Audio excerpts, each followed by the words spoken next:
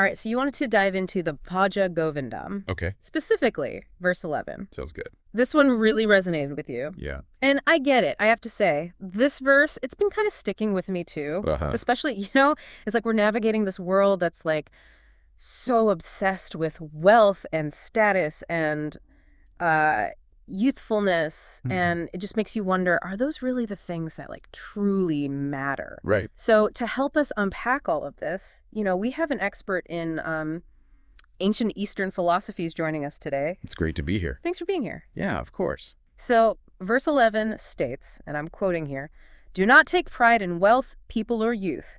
Time takes everything away in a moment. Abandon this entire world of illusion, Maya. Realize and enter the state of Brahma, the absolute." Wow. I mean, it's kind of like a punch in the gut, isn't it? It is. It's very direct. Shankaracharya, he just lays it all out there, no messing around. Doesn't he? What's your, initial reaction when you encounter this verse? It's funny you say punch. Yeah. Because it does feel like a wake-up call. Yeah. Like Shankaracharya, he's not mincing words here. Right. He's really challenging us to kind of look beyond the surface. Yeah. Beyond all those fleeting things that we often get so caught up in. Right, right. And for me, I mean, it's just this powerful reminder of what's truly important. It really is. Yeah, it's almost like he's saying, hey, wake up. Totally. You're chasing after shadows. Exactly. But before we get, too deep into this, Sure. I think it's helpful to understand, who Adi Shankaracharya even was. Okay. And why his words, why they still carry so much weight, even all these centuries later. Can you give us a little background? Yeah, absolutely. Yeah. So Adi Shankaracharya, I mean, he was a truly remarkable figure in Indian philosophy. He lived way back in the 8th century CE. Wow. And 8th century. he's actually credited with revitalizing the Vedanta school of Hindu philosophy. Right. And his works, like, the Bhaja Govindam that we're talking about today, they're known for, their directness and their really laser focus on, essential truths. Yeah. So, we're really tapping into a deep well of wisdom here. So this isn't just some random guy with an opinion, right? No, not at all. We're talking about, centuries of thought. Exactly. Okay, so let's break down verse 11, Okay. Piece by piece. Yeah. It starts with, "Do not take pride in wealth, people, or youth." Right. I mean, I think, most of us would agree that, generally those things are seen as, Desirable. yeah, desirable. Of course. So why the warning against, taking pride in them? That's a great question. And it's not that these things are, inherently bad. Okay. It's the attachment. Yeah. The pride Mm-hmm. that Shankaracharya is, really cautioning against. Okay. So think of it this way. Okay. Imagine you build your entire identity Yep. on your wealth, let's say. Okay. And then, suddenly the market crashes and you lose everything. Oh, yeah. Or maybe, you build your happiness on a particular relationship and then that relationship ends. Right. The pain, Yeah. the real suffering, it comes from that clinging, Yeah. from identifying with something that is impermanent as if it were permanent. Right. But, Right. Because it's not. it's not. Yeah, that makes sense. It's like putting all your eggs in one basket Yes. and a basket that's, in reality pretty fragile. Exactly. So, the verse goes on to say, time takes everything away in a moment. Mm-hmm. I mean, that's a pretty stark statement. It is. Almost a little frightening, Yeah, but What's the significance of this, this emphasis on time? well, that line really underscores, this concept of Kala time Okay. as this relentless and transformative force. It's like a river constantly flowing, Yeah. changing, never staying the same. Right. And it connects to this idea of Maya, which is illusion. Okay, so Maya illusion. Maya isn't about saying the world isn't real. Okay. It's more about understanding that this reality that we experience, Yeah. the one we tend to cling to, it's impermanent. Okay. It's like a wave. It rises and falls, appears, disappears. So everything is in constant flux. Exactly. Kind of makes you dizzy thinking about it. Yeah. But, okay, so if everything is impermanent, Yeah. if it's an illusion, like the verse suggests, then what's the point? right. Like, should we all just give up and say, well, nothing matters anyway? That's such a great question. Yeah. And it's actually a pretty common misinterpretation. Okay. So, the verse continues and it says, abandon this entire world of illusion. Right. And now, this doesn't mean that we should, like, literally renounce the world. And, go live as hermits in a cave. Right. It's more about an internal shift. Okay. Okay, so Yeah. imagine you're watching a movie. Okay. You get engrossed in the story, Yeah. the characters, the emotions, Uh-huh. but you never forget that it's a movie. Right. Like, it's a projection on a screen. Yeah. You don't mistake it for ultimate reality. So it's like shifting our perspective. Yes. Right. Exactly. We can still be in the world, experience, all it offers, but with this understanding that it's not, like, the be-all and end-all. Exactly. Okay, but then the last part of the verse, it throws, like, another curveball. Okay. It says, realize and enter the state of Brahma, the absolute. Right. Okay, now this is where, like, I start to get lost. Sure. What does it even mean to, like, realize Brahma? Well, this is where we really start to delve into, like, the heart of Vedanta philosophy. Okay. So Brahman is, it's the absolute reality, Mm-hmm. the unchanging essence that underlies everything. Okay. It's not a separate God, Okay. but it's more like the ground of being, Okay. the source from which everything arises. So it's like it's a concept that's, like, really difficult to grasp, I imagine, with just the intellect alone. Exactly. Yeah. You can just think your way to it. Yeah, it sounds incredibly abstract. It is abstract. Like, how do you even begin to, like, wrap your mind around something so vast and all-encompassing? You're right. It's not something you can, like, fully grasp conceptually. Right. It's more about a shift Okay. in consciousness, Mm. a direct experience of our, like, interconnectedness with everything. Okay. Yeah. So the verse is suggesting that by, like, realizing Brahma, Yeah. we transcend the limitations of, like, our ego, Mm-hmm. the illusion of separateness. Exactly. So we're not just, like, these separate individuals running around. We're all connected to this, like, this larger, this ultimate reality. We are. And those implications are what we'll dive into in the next part of this deep dive. We'll get into that. Stay tuned. Definitely. So it's pretty fascinating, isn't it? Yeah. This idea that, Mhm. by understanding our connection to this Yeah. ultimate reality, this Brahman, Right. it can actually, like, change how we approach our everyday lives. Yeah. I mean, it's a pretty radical shift Yeah. from how we're usually, like, conditioned to think, right? Right. Like, our culture, it's all about individual achievement, acquiring things, constantly striving for more. Yep. So how do we, like, reconcile this ancient wisdom Right. with the realities of living in the 21st century? I think that's what, like, I'm really grappling with. Yeah. No, you've hit on a really key point. It's not about, rejecting the world Okay. or pretending that our daily challenges don't matter. Remember that movie analogy? Right. We're still in the movie. We're still experiencing all the plot twists and turns. Yeah. But the key is to not lose sight of that bigger picture, that underlying awareness. Okay, that makes sense. Yeah. But how do we actually do that? Right. It sounds great in theory, Uh-huh. but how do we apply this to, like, That's right. say, dealing with a job loss Yeah. or relationship struggles Mhm. or just the general anxieties of, like, modern life? Exactly. Our listeners specifically wanted to know how this verse can be, like, practically applied. Okay, so let's bring this down to earth a little bit. Okay. One of the most powerful tools we have Yeah. is awareness. Okay. The verse tells us, do not take pride in wealth, people, or youth. Right. So start by paying attention to where you're placing your pride. Okay. Your sense of self-worth. Is it in your possessions, Yeah. your achievements, your social status? Mm-hmm. Even, just noticing these attachments.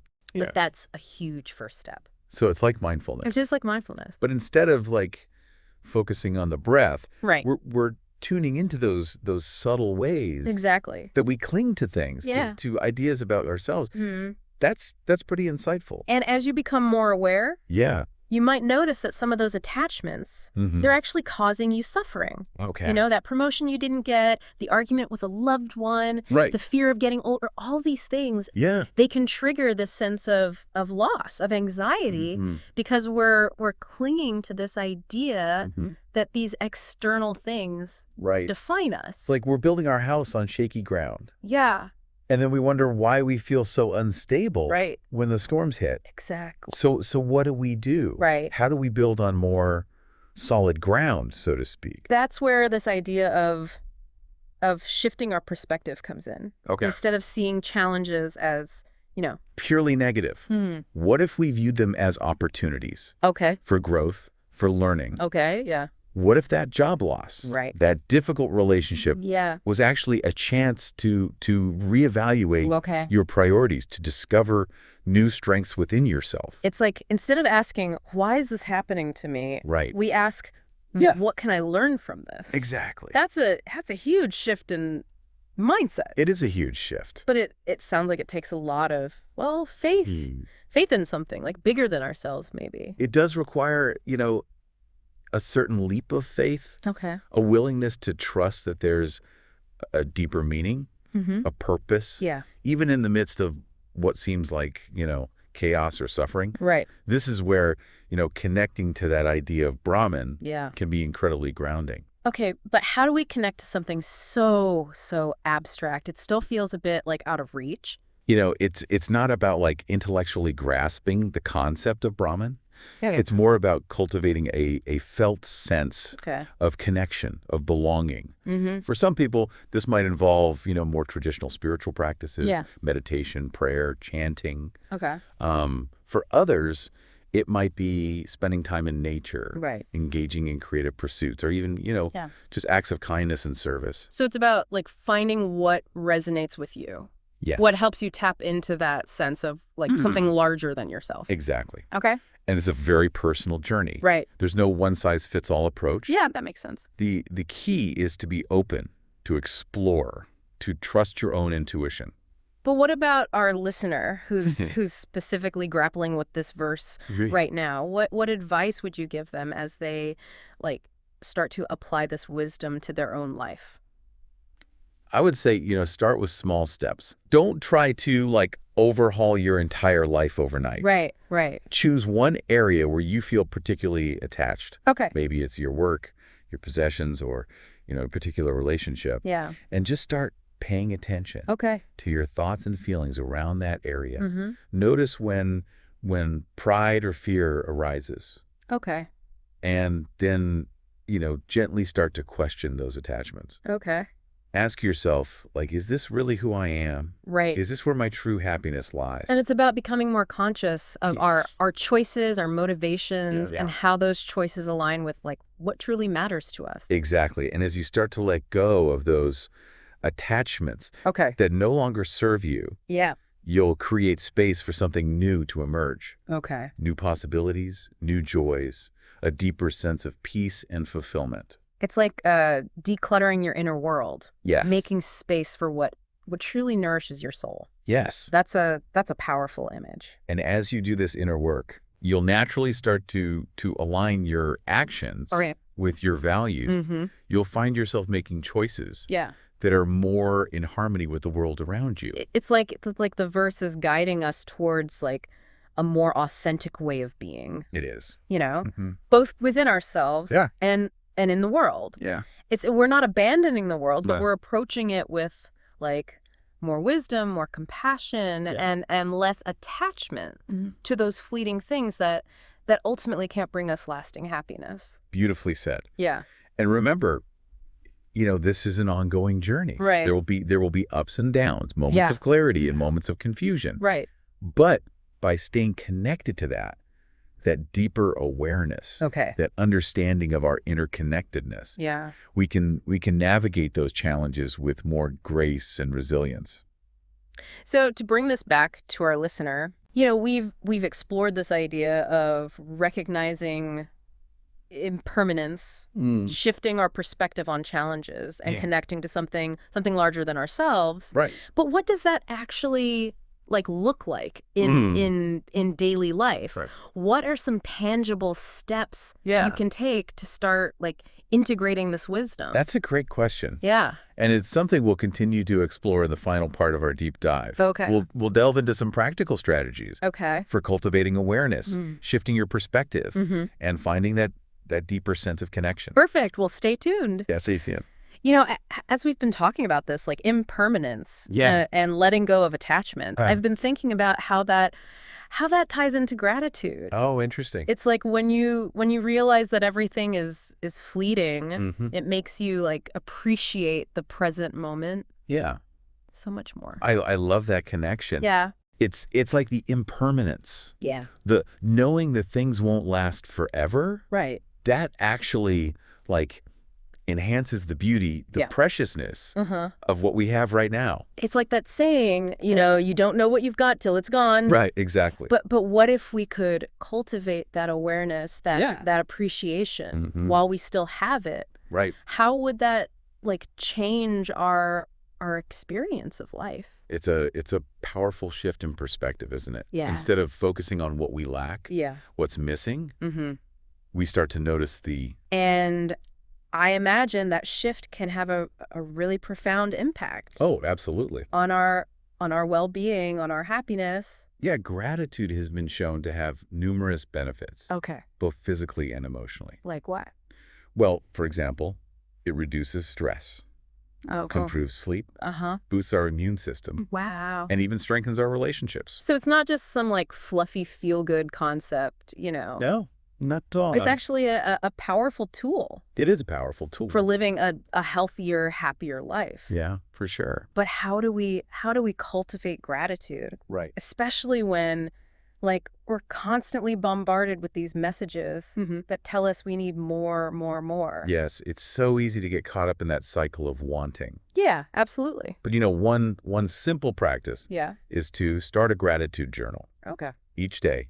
Just take a few minutes Yeah. to write down 3 things you're grateful for. Okay. They can be big or small, Uh-huh. from, a major accomplishment That's- to the smell of freshly brewed coffee. I love that. It's like intentionally shifting our focus We are. to the positive, Mm-hmm. even amidst, the challenges. Exactly. And then over time, Yeah. that can become a habit, a way of seeing the world. And another powerful practice, I think, Yeah. is to express gratitude to others. Oh, for sure. You know? Yeah. Tell someone you appreciate them. Mm-hmm. Write a thank you note. Do something kind for a stranger. Right. These acts of gratitude, they not only like benefit the recipient, They do. but they boost our own sense of well-being. Absolutely. It's a two-way street. Yeah. The- Gratitude is about both receiving and giving, appreciating what we have and expressing that appreciation to others. And it all kind of comes back to that core message of the Bhaja Govindam, right? Oh. Recognizing the impermanence of life and connecting to something larger than ourselves. Because when we understand that everything is fleeting, Yeah. we start to like really cherish the present moment, We do. the people in our lives, the beauty that surrounds us. It's true. We become more present, more mindful, more grateful. Beautifully said. So as we wrap up this deep dive Okay. into verse 11 of the Bhaja Govindam, Yeah. I want to leave you with this invitation. Okay. How can you cultivate more gratitude in your life today? Mhm. What simple step can you take Yeah. to shift your focus Right. from what you lack Mm. to what you have? Right. Maybe it's starting that gratitude journal. Yeah. Maybe it's expressing appreciation to someone you love, or simply taking a moment to appreciate Yeah. the beauty of this present moment. I love that. You know, remember, even amidst the impermanence, Mm-hmm. there is so much to be grateful for. There really is. Thank you for joining us on this journey of exploration. It's been a pleasure. We hope this deep dive has sparked some new insights, Yeah. inspired you to live with more awareness, wisdom, and gratitude. Yeah. Until next time. Take care.